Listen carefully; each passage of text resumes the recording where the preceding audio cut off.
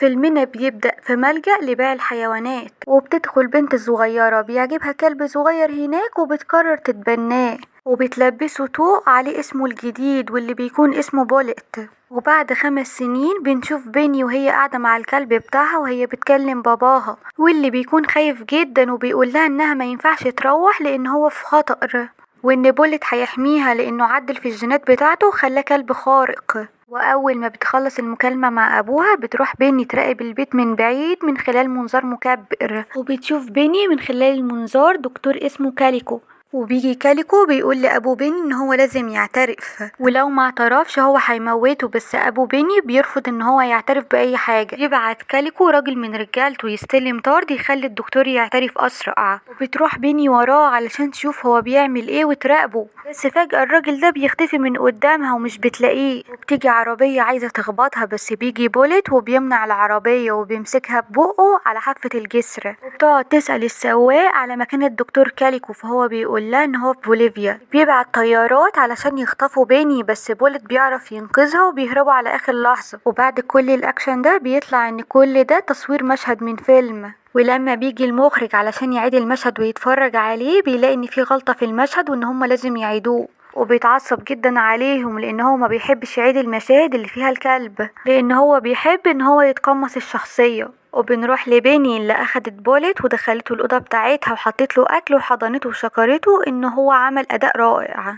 وبتطلع بيني تتحايل على مامتها وكيل اعمالها ان هم ياخدوا معاهم الكلب للبيت وما يسيبوهوش في مكان التصوير، بس هم مش بيوافقوا وبياخدوها وبيطلعوا بره. وبعد ما بيمشوا بتظهر قطتين وبيروحوا البوليت علشان يتكلموا معاه في الأوضة بتاعته، وبيبقى واضح عليهم ان كلهم متقمصين شخصيات الفيلم. بتقول له القطة ان هما مصيرهم يوصلوا لبيني وينتصروا عليه، فبيقول لها بوليت ان هما اختاروا طريق الشر وان هو مش هيقدر يرتاح غير لما يطمن على صاحبته بيني. نرجع تاني نشوف بيني وبوليت وهما بيصوروا مشهد والدكتور كاليكو والقطة الشريرة بيبصوا عليهم، وبعد ما بيخلصوا تصوير بيجي مدير أعمالها وبياخد الكلب وبيبعدوا عنها، وبيقول لها ان الكلب لازم يحس فعلا ان هي في خطر علشان يقدر يتقمص الشخصية. لما بتروح القطتين علشان يتكلموا معاه زي كل يوم، شباك الأوضة بيتفتح وبيطلع بولت على مكان التصوير علشان ينقذ بيني، وبيسمع صوت بيني وهي بتستغيث وهو بيجري علشان ينقذها، بيخبط راسه وبيقع على الكرتونة. يجي العامل يقفل الكرتونة وهو مش واخد باله وبيحطها في العربية بتاعت الشحن.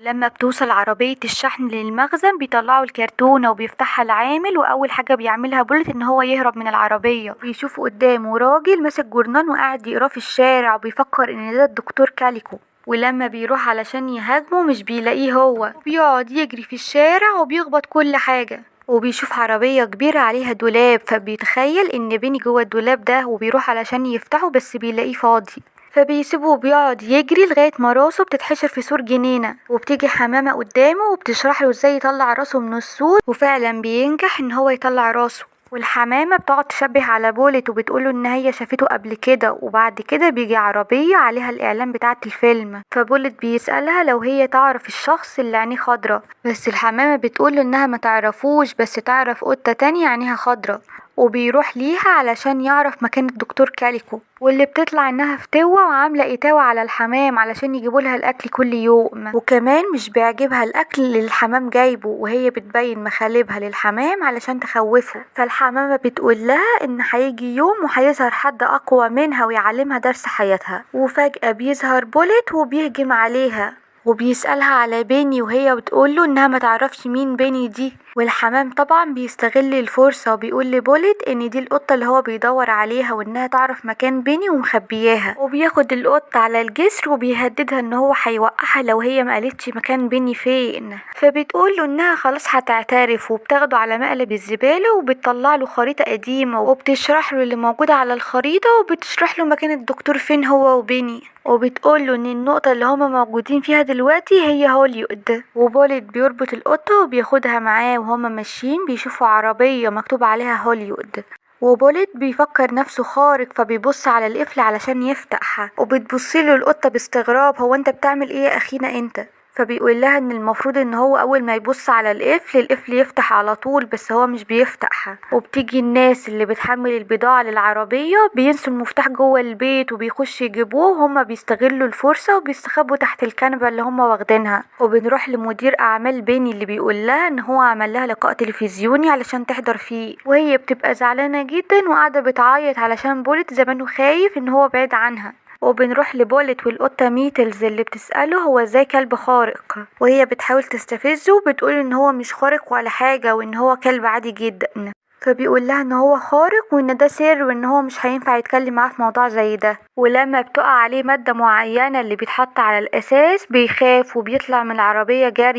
ولما بيعور ايده وبتنزل دم هو بيبقى مستغرب شكل الدم جدا لان هو اول مرة يشوفه. فهي بتقوله ان ده جوه جسمه لما بيتعور او بيحصله حاجة الدم ده بيطلع، وهو مفكر ان المادة اللي وقعت عليه في العربية هي السبب ان ينزل منه دم. ولما بتحاول القطة تستغل الفرصة وتخوفه هو بيهددها انها ما تعملش معاه كده تاني. ولما بيوصلوا لمكان معين القطة بتشرح له ان هما لازم ياكلوا علشان يكملوا حياتهم، وبتشرح له ان هو يمثل ازاي علشان يصعب على الناس ويدوله اكل. ولما بيوصلوا لعربية معينة بتبقى فيها ست مربية شوية فئران، وبيجي فار بيستغرب جدا من شكل الكلب وبيفرح قوي ان هو شافه، وبيقعد يتنطط وبيقول له هو انت بولت الخارق اللي بتظهر في التلفزيون. ولما بيعرف من بولت ان بيني مخطوفة بيقعد يزعق للقطة وبيقول لها هو انت ازاي تقدري ان انت تخطفي بيني الطيبة، وبيطلب من بولت ان هو ينضم لفريقه علشان هو عنده مواهب كتير هتساعده علشان يدور على بيني. فبيقول له بولت ان الموضوع خطير فهو بيصمم ان هو برضه ينضم لفريقه.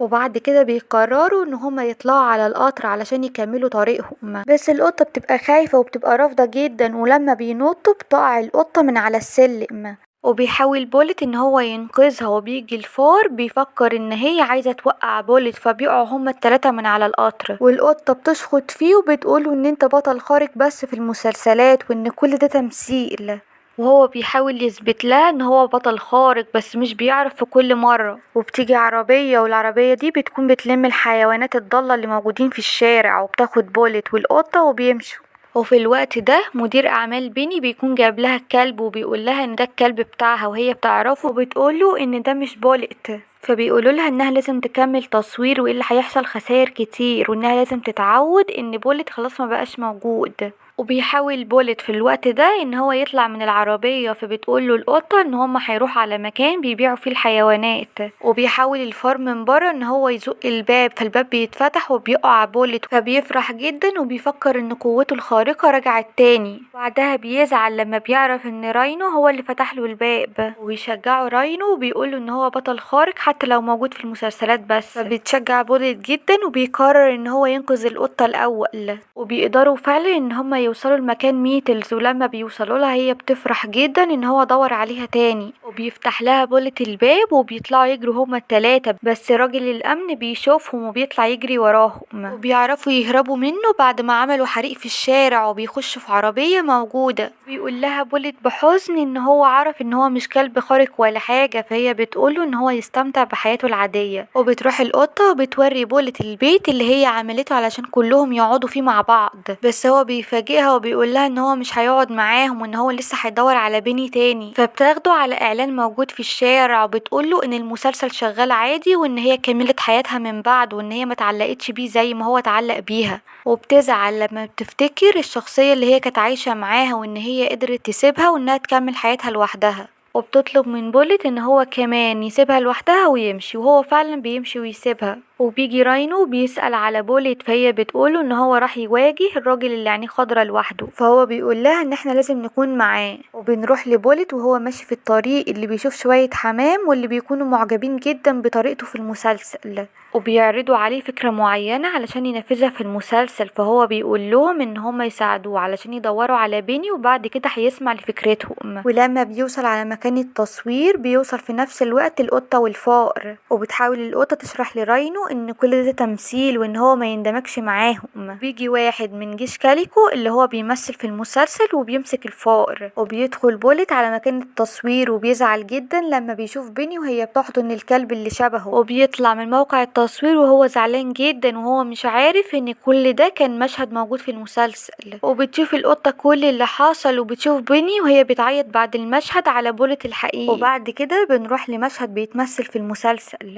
وبيجي الكلب الجديد بيسبب لهم في حريق في المكان بسبب خوفهم من اللي موجودين في المكان والدكتور كاليكو. وفي الوقت ده القطة بتكون بتشرح لبولت كل اللي شافته من بعد هو ما مشى من موقع التصوير. ولما بيسمعوا صوت الحريق اللي موجود في الموقع بيخاف بولت جدا على بيني وبيروح علشان ينقذها، وبيعرف يدخل المكان قبل ما الباب يتقفل بلحظة. وبعدها بتشوفه بيني وبتحضنه، وبتمسك بيني في حبل وبيجرها بولت لمكان التهوية، بس بيني مش بتقدر تقاوم وبتقع من طولها. وبيجي الكلب بولت مش بيرضى يسيبها وبيفضل معاها. بيفضل بولت يصرخ بصوت عالي علشان اي حد يسمعهم من مكان التهوية، وفعلا بيسمعوهم وبيخشوا ينقذوا بيني. لما بتدخل عربية الاسعاف هي ومامتها بيدخل مدير اعمالها وراها وبيقول لها ان هو هيحاول يستغل الفرصة، فمامتها بتكرشه بره العربية وبتقوله ان هو مطرود. وبعدها بتقرر بيني انها تتبنى القطة والفار كمان ويعيشوا كلهم في بيت واحد مع بعض. لو عجبك الفيديو اعمل لايك واشترك في القناة علشان يوصلك كل الملخصات الجاية كلها.